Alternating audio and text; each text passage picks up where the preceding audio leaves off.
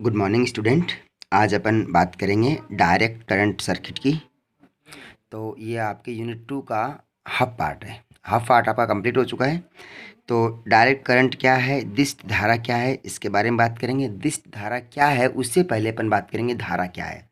तो धारा नॉर्मली अपन बात करते हैं तो किसी भी चीज़ का फ्लो, कंटिन्यूस फ्लो है वो धारा कहलाता है। जैसे कि पानी का फ्लो है तो वो पानी की करंट वाटर करंट हो जाएगा। अगर हवा बह रही है तो वो एयर करंट हो जाएगा। अगर ऊष्मा बह रही है तो वो थर्मल करंट हो जाएगा।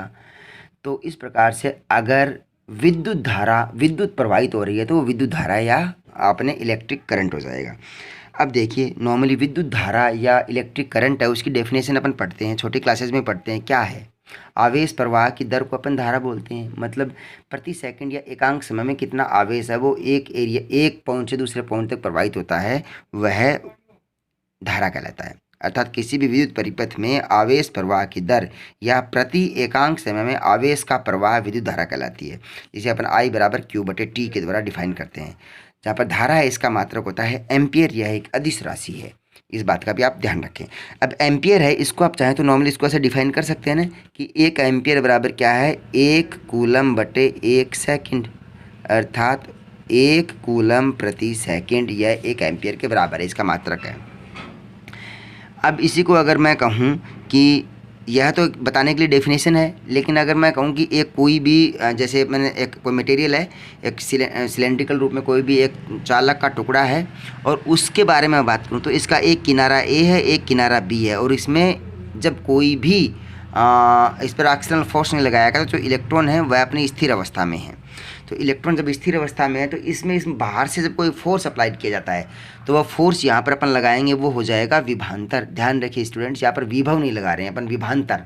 विभव प्लस अंतर, मतलब दोनों सिरों के बीच में अपन विभव का अंतर ले रहे हैं। अर्थात दोनों सिरों पर आरोपित अप्लाइड पोटेंशियल है वह अलग अलग है। तो दोनों सिरों पर अगर अप्लाइड पोटेंशियल अलग अलग है तो उसके कारण से पोटेंशियल डिफरेंस है, विभवांतर उत्पन्न होता है। और वह विभवांतर है वह इन इलेक्ट्रॉन को पुश या पुल करता है, या इनको पुल करता है, पुश करता है, सॉरी। तो पुश करता है इसका मतलब क्या हुआ कि वह इलेक्ट्रॉन को धक्का देता है और इलेक्ट्रॉन में एक प्रकार की गति चालू हो जाती है और इलेक्ट्रॉन की गति के विरुद्ध दिशा में धारा प्रवाहित होती है। चूँकि इलेक्ट्रॉन है उन पर ऋणावेश है, इलेक्ट्रॉन ऋणावेश है तो वो हमेशा किसी भी विभवांतर या किसी भी विद्युत वाहक बल का जो स्रोत है उसके पॉजिटिव टर्मिनल की तरफ आकर्षित होते हैं। तो इलेक्ट्रॉन का जो प्रवाह है वह धन जो सिरा उस तरफ आकर्षित होंगे, तो धारा है वह विपरीत दिशा में बहेगी। तो धारा की दिशा है वह प्लस से माइनस की दिशा में रहेगी। अर्थात किसी भी बैटरी का टर्मिनल की बात करें तो उसमें धारा है वह इलेक्ट्रॉन प्रवाह की विपरीत दिशा में होगी, अर्थात प्लस से माइनस की तरफ होगी, अर्थात उच्च विभव से निम्न विभव की तरफ होगी। तो उसके अगर मैं सिरे की बात करूं ए से बी, अगर ए से बी सिरे तक इलेक्ट्रॉन का प्रवाह है उसका मैं बोलूं कि इलेक्ट्रॉन प्रवाह जो या फिर आवेश का प्रवाह है वह डेल्टा क्यू है। अर्थात आवेश प्रवाह का अंतर बोल सकते हैं कि ए से बी तक कितना आवेश प्रवाहित हुआ वह हो गया डेल्टा क्यू। और ए से बी तक आवेश प्रवाह होने में कितना समय लगा वो समय का अंतर है। ए पर T1 टाइम, बी पर T2 टाइम, तो T2 माइनस T1 अर्थात डेल्टा T टाइम होगा। तब यहाँ पर जो धारा है ए से बी सिरे तक प्रवाहित धारा का मान क्या होगा, ए से बी सिरे तक प्रति एकांक समय में आवेश प्रवाह की दर है वह धारा कहलाती है। यहाँ पर डेल्टा T है वो समय अंतर है, समय का अंतर है।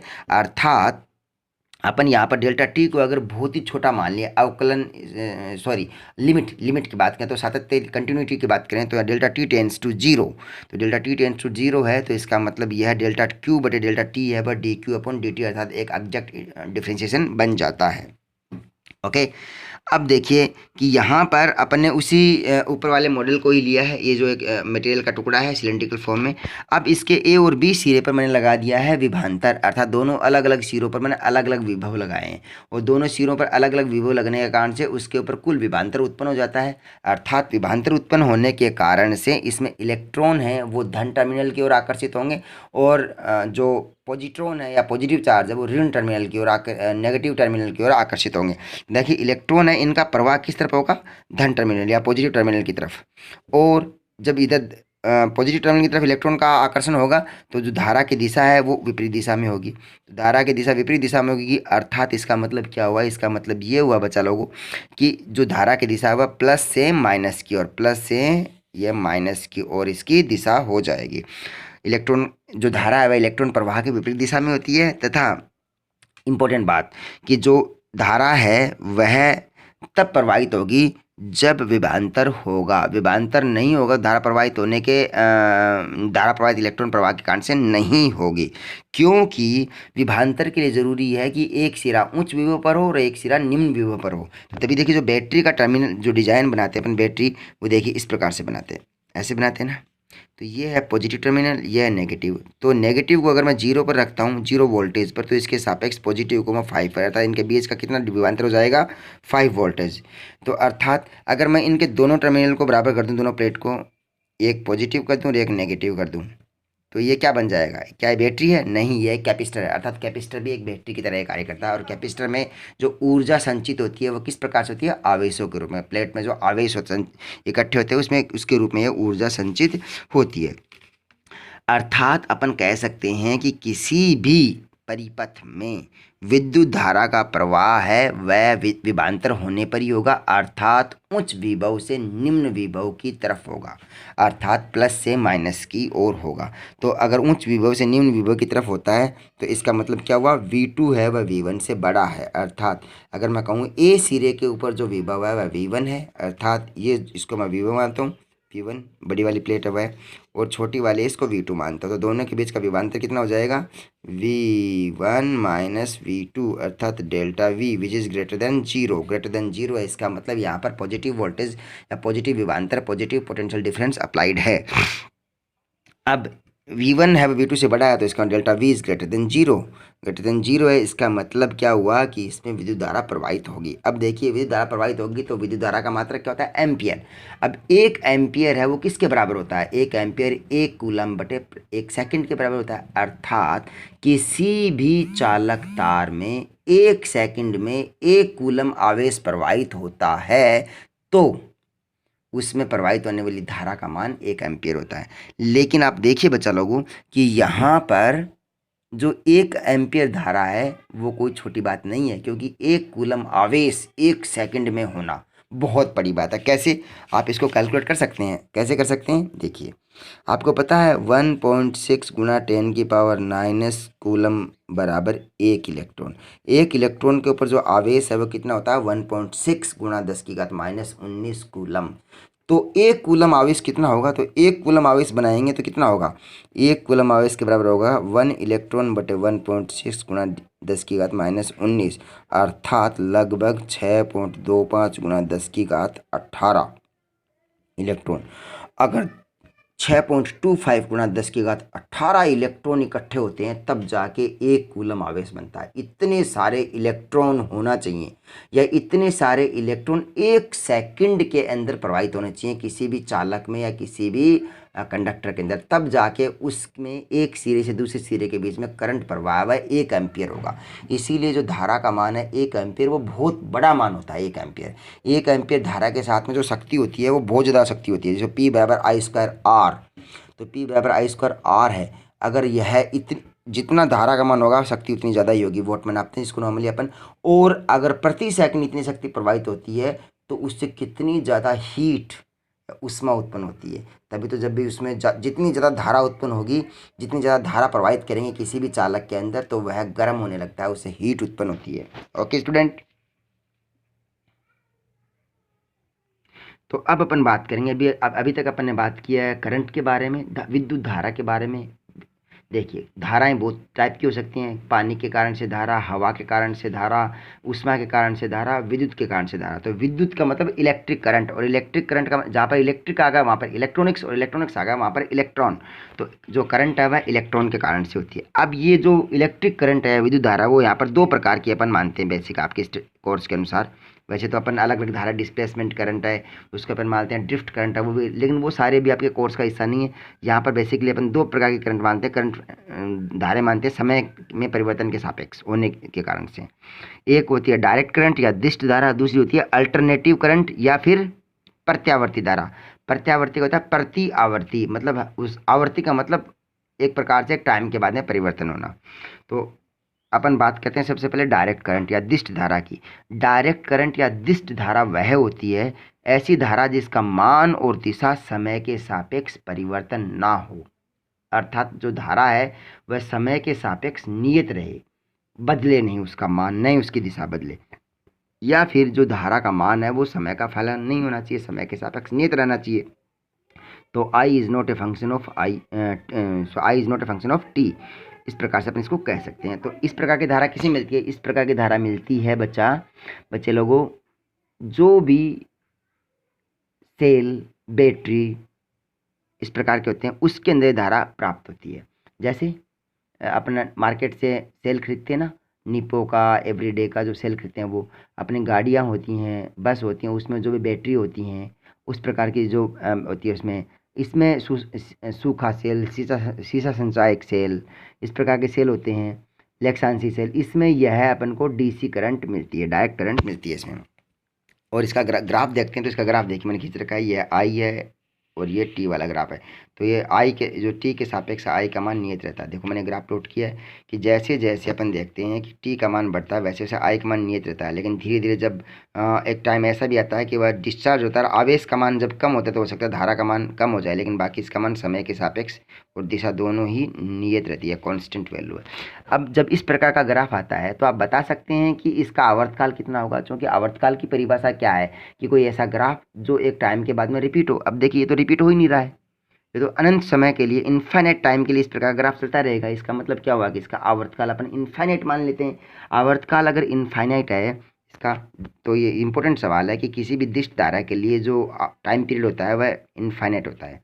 टाइम पीरियड इन्फाइनाइट होने के कारण से क्या हो जाएगा कि फ्रीक्वेंसी है ओमेगा, तो ये 2π/T यह क्या हो जाएगी, जीरो हो जाएगी। अर्थात दिष्ट धारा की जो आवृत्ति है वह जीरो होती है। अब दिष्ट धारा की आवृत्ति जीरो होती है तो इलेक्ट्रॉनिक्स वाले बच्चे भी पढ़ेंगे, और आगे अगर आपके कोर्स में आया तो इसको मैं डिस्कस करूंगा कि अगर मैं कहूँ किसी भी सर्किट के अंदर अपन ने कुछ रेजिस्टेंस लगा रखे हैं, कुछ कैपेसिटर लगा रखे हैं, कुछ प्रेरक कुंडलियाँ लगा रखी हैं, तो उसके लिए देखिए कि अगर अपने कैपेसिटेंस लगा रखा तो उस कैपेसिटेंस के लिए जो प्रतिरोध है, जिसको अपन प्रतिबाधा या प्रतिघात बोलते हैं, वह एक्स सी लिखते हैं इसको, है कैपेसिटेंस के रूप में। तो ये 1/ω/c होता है। अब ओमेगा मतलब फ्रीक्वेंसी का मान जीरो है, तो अक्स सी का मान कितना हो जाएगा, अक्स सी का मान हो जाएगा इनफाइनाइट। अर्थात कैपेसिटर के लिए दिष्ट धारा है वो अनंत टाइप की प्रतिबाधा, अनंत टाइप का प्रतिरोध उत्पन्न करती है। अर्थात कैपेसिटर है उसमें से दिष्ट धारा बह नहीं सकती, वह दिष्ट धारा को ब्लॉक कर देता है। इसलिए जो कैपेसिटर होता है वो ब्लॉकिंग कैपेसिटर बोलते हैं दिष्ट धारा के लिए, या फिर उसको फिल्टर के रूप में यूज करते हैं। अगर किसी भी करंट के अंदर एसी और डीसी दोनों मिले हुए हैं तो उसमें से अगर अलग करना है तो यहाँ पर अपन कैपेसिटर लगा देते हैं परिपथ के में। तो सर्किट में कैपेसिटर लगा देंगे तो कैपेसिटर लगाने के कारण से वह डीसी को ब्लॉक कर देगा और एसी को जाने देगा। अर्थात कैपेसिटर वह फिल्टर की तरह कार्य करता है। अब दूसरी जो करंट आती है बच्चा लोग को, वह है अपनी प्रत्यावर्ती धारा या अल्टरनेटिव करंट। अब देखिए नाम से देखिए प्रत्यावर्ती, प्रति आवर्ती, इसको मैं से बोलूं प्रति प्लस आवर्ती, मतलब हर बार उसकी जो मान है या उसकी दिशा है वो आवर्ती है, पीरियोडिक रूप से या अल्टरनेट रूप से बदलता रहे, कभी प्लस कभी माइनस, कभी प्लस कभी माइनस, लेकिन वो समय के सापेक्ष एक फिक्स टाइम में बदलता रहे। तो ऐसी धारा या वह धारा जिसका मान व दिशा दोनों समय के सापेक्ष आवृत्ति रूप से परिवर्तित हों, पीरियोडिक रूप से परिवर्तित हों। देखिए ग्राफ, देखिए ग्राफ से आप देख रहे हैं ना, ये साइन वेव के रूप में, कॉस वेव के रूप में। तो इस प्रकार के जो ग्राफ होते हैं वो होते हैं अल्टरनेटिव करंट या एसी के लिए, ठीक है, प्रत्यावर्ती धारा के लिए। तो देखिए यह आई है वाई अक्ष के ऊपर, और एक्स अक्ष पर क्या है, समय है। तो आप देखते हैं कि समय एक चक्कर यहाँ से चालू हुआ, जीरो से लेकर चलता गया चलता गया चलता गया, और टी समय पर आके ये एक चक्कर पूरा आ गया, फिर वापस से चालू हुआ। तो एक चक्कर मतलब इसका आवर्तकाल कैपिटल टी है। तो आप देखते हैं कि t/2 समय के लिए इसका मान है वह प्लस दिशा में रहता है, और t/2 से टी समय अर्थात दोबारा t/2 समय के लिए ही केवल यह माइनस में रहता है। तो दोनों को अगर जोड़ेंगे, इसका एक चक्कर के लिए औसत लेते हैं, एवरेज लेते हैं, तो इसका मान कितना होता है, इसका मान होता है एवरेज मान जीरो। अर्थात प्रत्यावर्ती करंट का मान जो होता है एक चक्कर के लिए औसत मान जीरो होता है। इसीलिए इसके अपन रूट मीन स्क्वायर या वर्गमूल माध्य मान लेते हैं। घर में जो पावर सप्लाई मिलती है प्रत्यावर्ती धारा की, अपने घर में जो आती है ट्रांसमिशन में जो लाइन आती है घर पर, वह एसी होती है, वह अल्टरनेटिव करंट होती है। ओके, और इसको अपन I बराबर I0 sine omega t plus phi या साइन ओमेगा 0 टी से इसको मेजर करते हैं नॉर्मली। तो प्रत्यावर्ती करंट और जो दिष्ट करंट है एसी और डीसी में फ़र्क है समय के सापेक्ष उसके मान और दिशा में परिवर्तन होने का। जरूरी नहीं कि ये ऐसा ही हो, ये ग्राफ ऐसा भी हो सकता है बच्चा लोगों, ऐसा, यह भी एक प्रकार की एसी करंट ही है। अगर आप कहें तो ये ग्राफ ऐसा भी हो सकता है, ऐसा। तो यह भी एक प्रकार की जो अल्टरनेटिव करंट ही है। अब अपन बात करते हैं इसमें अगले टॉपिक की, वह है ओम्स लॉ, ओम का नियम। अब अभी तक अपने जो बातें की हैं उससे आप इतना तो समझ ही गए होंगे कि अगर कोई भी चालक है, कोई भी कंडक्टर मटेरियल है, पदार्थ है, उसमें अगर धारा प्रवाहित करवानी है तो उसके लिए क्या करना पड़ेगा? उसके लिए करना पड़ेगा जो आवेश हैं, जो चार्ज हैं, उनको आप धक्का दो, उनको गतिशील अवस्था में लाओ। जब तक वो आवेश चार्ज हैं या इलेक्ट्रॉन हैं, वो अगर मोबिलिटी नहीं होगी, उनका मोबाइल कंडीशन में नहीं होगा, वो गतिमान अवस्था में नहीं होंगे, तब तक उसमें किसी भी प्रकार की धारा प्रवाहित नहीं होगी। अब इलेक्ट्रॉन को या चार्ज को या आवेश को आपको गतिमान अवस्था में लाना है तो उसको अलग से ऊर्जा देनी पड़ेगी। आप इसको यूँ समझिए, एक गाड़ी है, अगर वो गाड़ी खड़ी है तो उस गाड़ी को चलाने के लिए क्या करना पड़ेगा? आपको बाहर से ऊर्जा देनी पड़ेगी, चाहे इंजन स्टार्ट करो या धक्का मारो, तभी वो गाड़ी चलेगी ना। लेकिन अगर गाड़ी के पीछे से आप धक्का लगा रहे हैं और आगे से भी दो बंदे विपरीत दिशा में धक्का लगा रहे हैं तो गाड़ी नहीं चलेगी। अर्थात ज़रूरी है कि जो अपन ऊर्जा दे रहे हैं, उसको जो फोर्स लगा रहे हैं, वो विभवांतर के रूप में है। यहाँ पर विभव प्लस अंतर, अगर विभवांतर 0 से बड़ा है, पॉजिटिव दिशा में है, तो उसमें धारा प्रवाहित होगी। अर्थात किसी भी गाड़ी के अगर आप धक्का लगा रहे हैं तो पीछे से धक्का लगा रहे हैं और आगे से धक्का लगा रहे हैं, दोनों बराबर धक्के लग रहे हैं, दोनों बराबर बल लगा रहे हैं, तो वो गाड़ी उसी स्थिति में रहेगी, मोबाइल कंडीशन में या गतिशील अवस्था में नहीं आएगी। तो ठीक वैसे ही किसी भी चालक के अंदर अगर आपको इलेक्ट्रॉन प्रवाह रखना है, धारा प्रवाहित करनी है, तो उसमें विभवांतर लगाना पड़ेगा। विभवांतर लगाने का मतलब है कि एक सिरे पर विभव का मान ज़्यादा होगा, एक सिरे पर कम होगा, इसके कारण से विभवांतर उत्पन्न होगा। विभवांतर के कारण से इलेक्ट्रॉन है उनमें ड्रिफ्ट वेलोसिटी या अपवाह वेग उत्पन्न होगा और इसके कारण से वो करंट का फ्लो करते हैं। ठीक है, तो किसी भी चालक तार में धारा प्रवाहित करने के लिए आवेश को धक्का देना आवश्यक होता है। ठीक है, तथा आवेश कितनी तेजी से गति करेगा यह डिपेंड करता है कि आवेश प्रवाह की दर क्या होगी या इलेक्ट्रॉन की गति क्या होगी, इलेक्ट्रॉन का वेग क्या होगा। यह किन बातों पर निर्भर करता है? यह निर्भर करता है कि वो जो कंडक्टर है, वो चालक पदार्थ है, उसकी प्रकृति कैसी है। जैसे अपन बात करते हैं चालक तार की, नॉर्मली पदार्थों की, धात्विक पदार्थों की, जैसे लोहा, तांबा, जस्ता, चांदी, प्लेटिनम, सोना, सब के लिए जो करंट प्रवाह है वो अलग अलग होगा। सबके लिए कंडक्टिविटी या चालकता अलग अलग होगी, क्योंकि सबकी जो स्ट्रक्चर है, जो बनावट है, जो फिजिकल प्रॉपर्टी है उसके स्ट्रक्चर की, वो सब अलग अलग हैं। तो यह उस चालक पदार्थ की प्रकृति पर निर्भर करता है।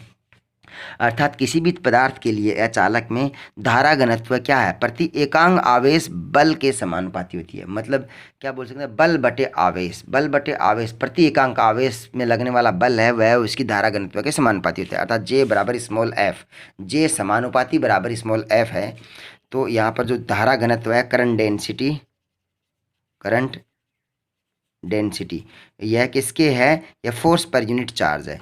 तो यहाँ पर समानुपाती का चिन्ह हटाऊंगा तो यहाँ पर आ जाएगा जे बराबर सिग्मा एफ। सिग्मा क्या है? इसको बोलते हैं चालकता, कंडक्टिविटी, और यह किसी भी एक पदार्थ के लिए नियत रहती है। किसी भी पदार्थ के लिए कैसे? अगर आपने मान लो सपोज कि चांदी या सिल्वर ले लिया, तो सिल्वर के एक तार के लिए जितनी चालकता होगी उतनी ही उसके किसी भी एक चौकोर टुकड़े के लिए, किसी भी एक बड़े घनाकार के लिए, किसी भी आकार के लिए उसकी भी चालकता एक जैसी हो जाएगी। अर्थात चालकता जो है वो पदार्थ से पदार्थ पर वेरी करती है, अलग अलग पदार्थों के लिए अलग अलग हो सकती है, लेकिन किसी भी एक पदार्थ के लिए चालकता निश्चित होगी। जैसे लोहे की चालकता है तो पूरे लोहे के लिए एक जैसी होगी, चांदी है तो उसकी अलग होगी, सोना तो उसकी अलग होगी, तांबा तो उसकी अलग होगी, जस्ता तो उसकी अलग होगी। हाँ, कुछ पदार्थ कुछ प्रॉपर्टी पर ये निर्भर कर सकती है कि जो पदार्थ है उसको अलग अलग ताप पर रखते हैं या उसमें अलग अलग उसको कंडीशन में रखते हैं, उसके टेम्परेचर डिपेंडेंट, सबसे मेन चीज़ है टेम्परेचर डिपेंडेंट, या उसके अंदर डेंसिटी को परिवर्तित करते हैं, तो उसके कारण से अपन बोल सकते हैं कि उसकी कंडक्टिविटी परिवर्तित हो सकती है।